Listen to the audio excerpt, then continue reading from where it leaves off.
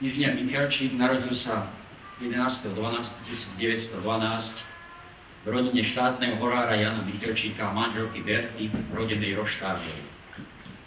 Na horárskych pôsobiskách otca v Badíne, Kališti, Priechode, Vasúchu a Lučatíne sa rodine narodilo 13 detí, 10 dievčat a 3 chlapci.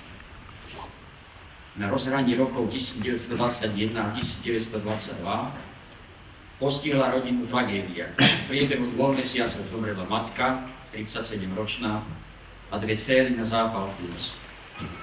Otec zostal s 11 deťmi sám, pričom najmladší syn Vladimír mal pol roka a najstaršia dcéra 19. Napriek tomu otec čestne vychoval a zabezpečil všetky deti. Traja bratia, Mikuláš, Vojtech a Vladimír, sa stali lesníkmi. Syn Mikuláš vychodil základnú školu na horárskych pôsobiskách otca na Vasúchu a v Lučatine.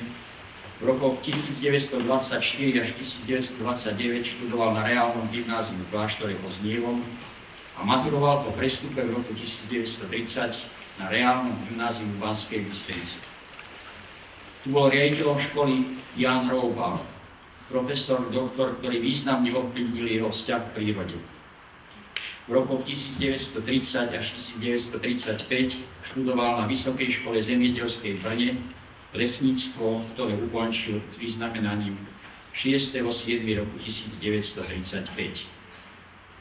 Počas štúdia na návrh profesora Konšela absolvoval zahraničnú stáž v Rumunsku so zameraním na poznávanie prírodných lesov Karpát. Už v tom čase dobre ovládal jazyk nemecký, anglický, maďarský a čiastočne francúzsky. V rokoch 1935 a 1936 bol na vojenskej službe aj u jazdeckého kruhu v Poprade, čo dôsledkom bolo aj neskôršie smerovanie do tejto oblasti Slovenska. V roku 1938 sa oženil s Hedvíkou Bezačínskou, dcérou lesného správcu v Košeckom Podhradí a sestrou neskôršieho profesora inžiniera Roberta Bezačínského. Spolu mali 2 deti, mňa a moju sestru.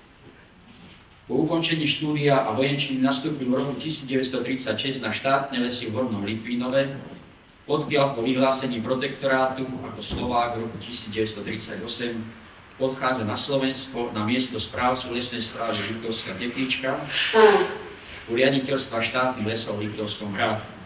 V roku 1941 bol preložený na susednú lesnú správu Čierny Váh, kde sa po zlúčení 3 lesných správ Zvarín, Čierny Váh a Liptovská Teplíčka vytvorila nová správa a neskôr nový lesný závod.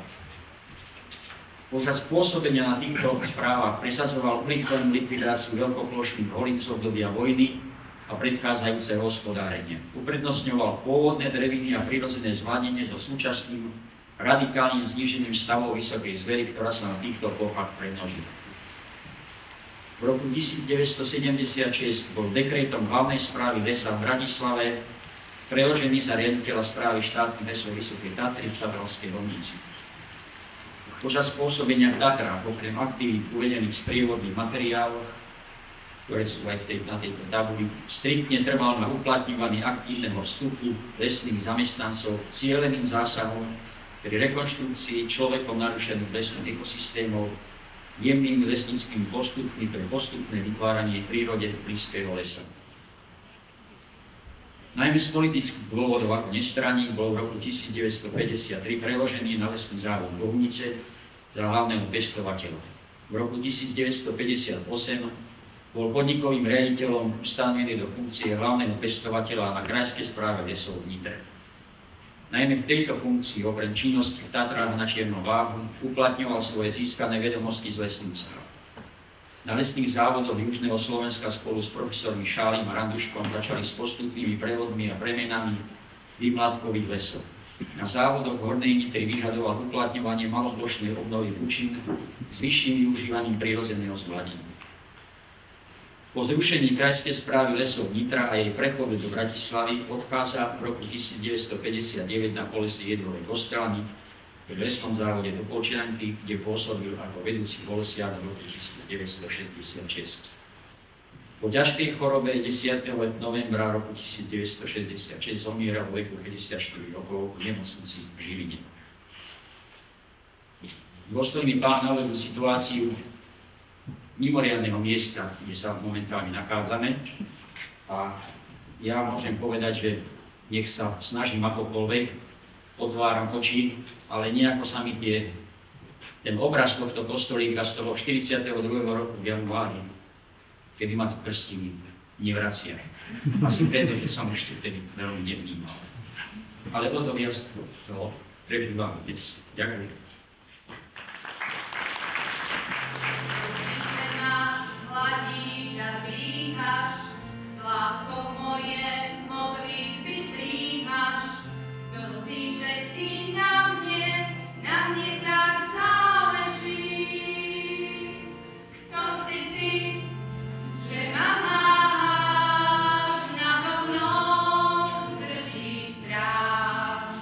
Kto si ty, že vždy vieš, kedy prísť dostaneš. Kto si ty, že ťa mám, kto som ja, biedný chrám. Kto si ty, mi rozumieš, navždy so mnou zostaneš. Kto si ty, že ma máš, nado mnou držíš stráž. Kto si ty, že vždy vieš, kedy prísť dostaneš. Kto si ty, že ťa mám, kto som ja, biedný chrám. Kto si ty, mi rozumieš, navždy so mnou zostaneš. Kto ma ľúbi, keď nie ty hore, kto ma dvíha, nech vidím zore, kto ma láskou najväčšou naplní.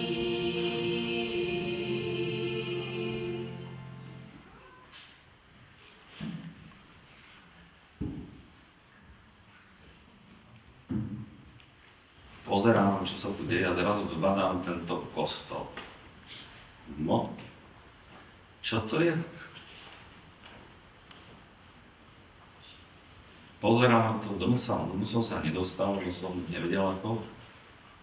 No tak ešte som sa tu trošku pomotal a potom som išiel na bicykli ďalej. Asi následne na to sa dozviem, že ten kostol patrí pod moju správu ako správcu farnosti IB. Prvýkrát, a to viacerí, ktorí ste tu boli, som tu bol v kostole na Vianoce. Zažil som, to úprimne poviem, úplne takú romantiku, ktorú som dlho už v živote nepocítil. Dokonca som bol obúrený aj tým kostolom, ktorý bol v inom stave ešte. To už bolo pozatekané všetko takéto. Už sme len čakali, kedy to padne, tá strecha a tak ďalej, ale vyvolalo to mne také ohúrenie, že tu som trochu precítil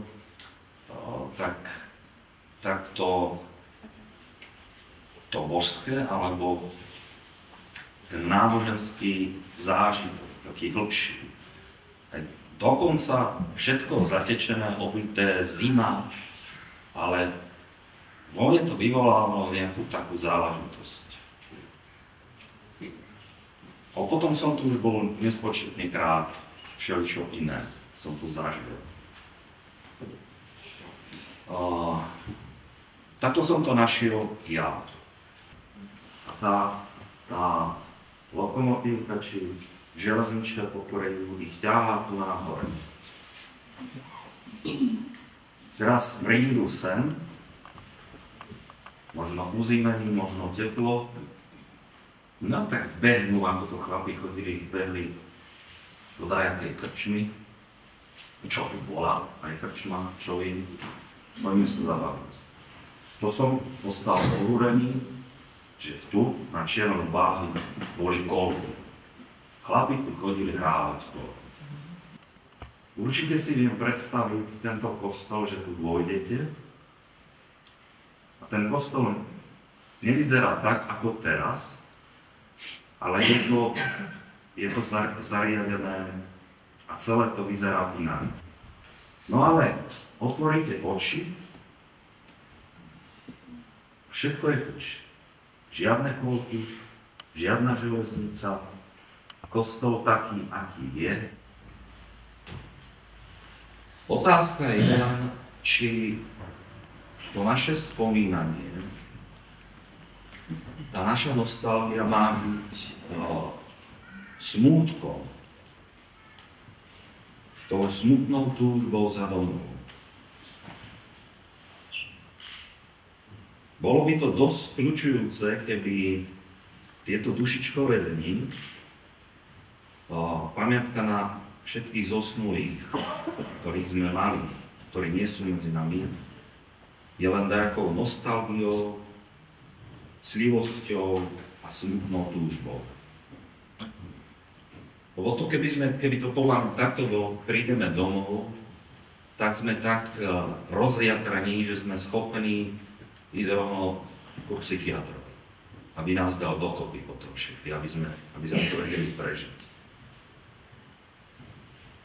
Myslím si, že tá spomienka na všetkých verných zosnulých a všetky tie veci, čo sa tieto dni dejú, nemá byť podľa mňa tou clivosťou a smutnou túžbou za niekým, za ktorým ich odišli, alebo za niečím, čo nám odišlo.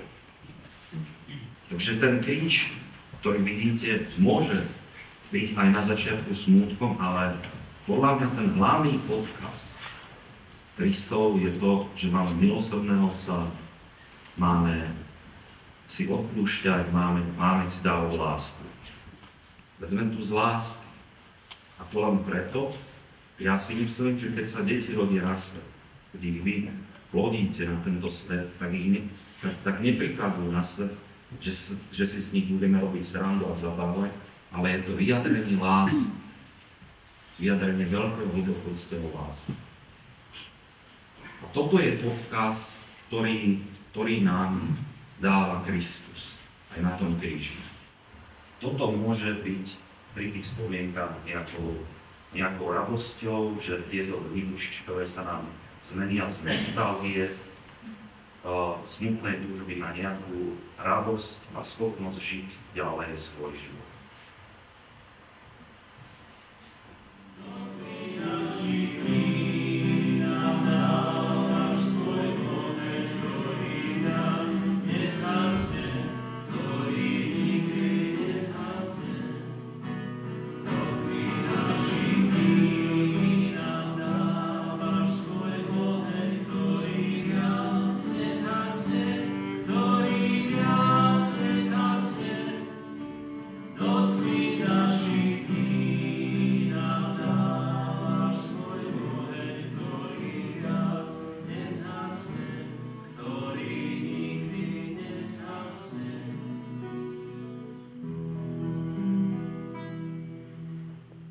On rovnež sa dobrovoľne vydal na smrť, vzal chlieb a vzdával vďaky, lámal ho a dával svojim učeníkom hovoriac: Vezmite a jedzte z neho všetci. Toto je moje telo, ktoré sa obetuje za vás.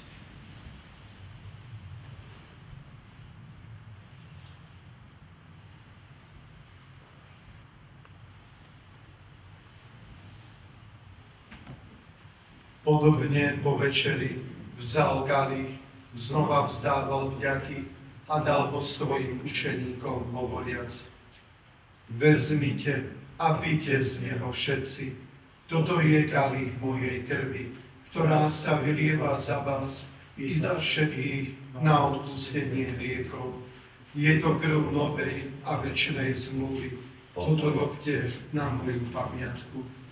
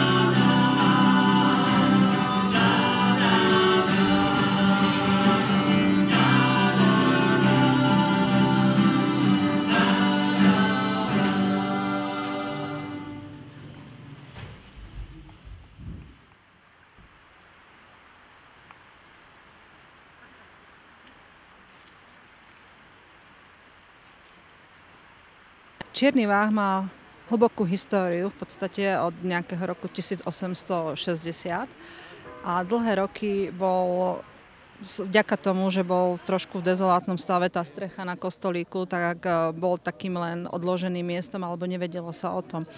Ale v Lani sa nám podarilo vďaka, trošku robím propagáciu, europrojektom a mikroregionálnej spolupráci získať peniaze na obnovu strechy kostolíka. A získanie peňazí bolo podmienené aj s organizovaním nejakých kultúrnych podujatí alebo nejakých podujatí, ktoré by podčiarkli význam tohto miesta. Takže od vlaňajšieho roku sa začala písať taká určitá tradícia, možno aj tohto sviatku všetkých svätých, lebo pôvodne sa tu vykonávali omše len na Vianoce, Svätú Trojicu a na Veľkú noc. Spontánne vznikla tradícia aj sviatku všetkých svätých, lebo sme mali nejakú potrebu vnútornú si pripomenúť aj tú ťažkú prácu chlapov v lese a hlavne pripomenúť si tých ľudí, ktorí v tom lese zahynuli pri tej robote. Tohto roku je trošku menšia účasť vďaka tomu, že je zatvorená cesta z Tepličky na Čierny Váh, ale verím, že do budúcna táto tradícia získa širokú účasť, nakoľko tí ľudia si tých svojich príbuzných veľmi vážia a prídu naozaj celé rodiny si pripomenúť či už toho otca alebo toho deda, ktorý v tej hore zahynul. Ja si myslím, že určite meno inžiniera Michalčíka patrí do Zlatého fondu lesníctva. Zanechal veľmi výraznú stopu, či už založením TANAPu, či už tými pestovateľskými metodami, ktoré aj tu nás zaviedol a tu aj na Čiernu Váhu poznať tu jeho pečať a to, čo tým horám tu nádal. Je to úžasné, že už vtedy sa tento človek dokázal s tou prírodou tak stotožniť, že poznal tie základné zákonitosti, ktoré dneska akoby s veľkými objavmi objavujeme alebo znovu nachádzame. Pritom krásne to bolo povedané, že on tieto hodnoty už vtedy poznal a presadzoval. Škoda, že sme ich zavrhli a že sme na ne v tom období, povedal by som, až do týchto dní skoro zabudli a teraz ich znova oprašujeme a pritom už vtedy ich tento veľký človek v prírode poznal a presadzoval. Treba si uvedomiť, že vlastne ten život, ktorý sme my tu prežili, bol vlastne život cez vojnu a cez povstanie, pretože tu na asi 3 mesiace sa pohybovala fronta, ktorá sa raz pohybovala od Tepličky nadol, potom zase sa to vracalo od Hrádku hore. A treba snáď aj nebohému otcovi pripísať za jeho diplomatickú misiu, že vlastne tým, že ovládal jazyky, zabezpečil jednak zásobovanie cez horárne na partizánske skupiny, ktoré tu pôsobili. Štáb mal v tejto doline hore Šukajev, jeho brigáda vlastne tu naoperovala celý čas. A treba povedať, že počas celej vojny nikto zo zamestnancov štátnych lesov v tejto vojne nepadol. Ani jedna horáreň nebola vypálená. Prakticky tá vojna prebehla tu aj keď dlhá, veľmi tvrdá, ale na ľuďoch nezanechala žiadne stopy na životoch. Čo je podľa vyjadrenia ľudí skutočne aj zásluha otca, ktorý vedel diplomaticky jednať aj s jednou, aj s druhou stranou a telefóny, ktoré boli medzi horárňami a správou, drnčali, keď išli hore, aby sa poskrývali ženy, alebo tých, čo mali skovaných po pivniciach, aby išli do hory a tak ďalej. Takže nikdy tu nebola nejaká taká drastická akcia, ktorá by znamenala smrť. Po vojne my sme tu vlastne boli do toho 46. roku, potom sme sa odsťahovali. Sem som sa často vracal ešte s rodičmi, najmä s otcom, ktorý sem chodil na ryby. Treba povedať, že tento potok Ipoltica, ktorá tu natiekla, bol známy tým, že údajne, že ten potok smrdel rybami, pretože stačilo hodiť čistý háčik a pstruhy sa na ňo chytali. Takže po tejto stránke tu bol život dobrý. Myslím, z vyjadrenia mojich rodičov bolo to najkrajšie obdobie, ktoré prežili napriek tomu, že bola vojna, ale prežili ho tu v tom krásnom prostredí týchto lesov.